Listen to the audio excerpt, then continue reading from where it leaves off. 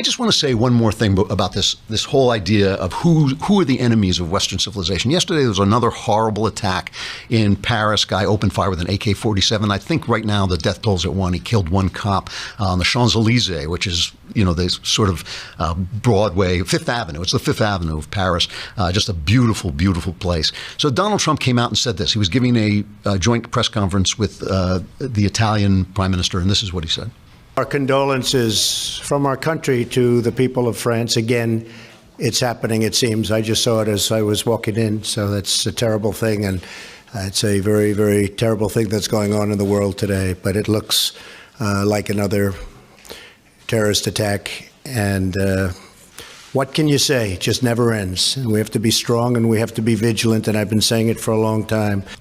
So a little simple, honest, plain speech from our president, and the media went nuts. How could he say it was a terrorist attack? He didn't know. He just saw it on TV. Why did he jump to conclusions? Why did he jump to conclusions? But let me remind you, of what the media has been doing all this time. This is coming out of the New York Post. September 2009, the discovery of hanged census taker Bill Sparkman in rural Kentucky fueled media speculation that he'd been killed by anti-government Tea Partiers. February 2010, Joe Stack flew a small plane into an IRS building in Austin, Texas. The media immediately suggested that the anti-tax rhetoric of the Tea Party led to the attack. That same month, the professor at the University of Alabama, Amy Bishop, shot and killed 3 colleagues at a faculty meeting. The gun-loving Tea Party came under immediate suspicion, but Bishop was a lifelong Democrat and Obama donor. March 2010, John Patrick Bedell shot 2 Pentagon security officers at close range. The media went wild with speculation that a right-wing extremist had reached the end of his rope.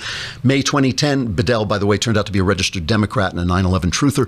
May 2010, New York authorities disarmed a massive car bomb. You remember this? And Mayor Bloomberg immediately speculated that the bomber was someone upset about the president's new health care law. August 2010, amidst the debate over the Ground Zero Mosque, Michael Enright stabbed a Muslim cab driver in the neck, immediately dubbed an anti-Muslim stabbing. We've just seen this again and again. I can't remember the name of the gay guy who was crucified on the fence. Remember, they've written a play about it. Do you guys remember who that was? I can't remember. It's just become this kind of gay talking point. But it turned out to be some kind of drug deal gone wrong. They just completely, what is it? Yeah, that's it. Matthew Shepard, thank you.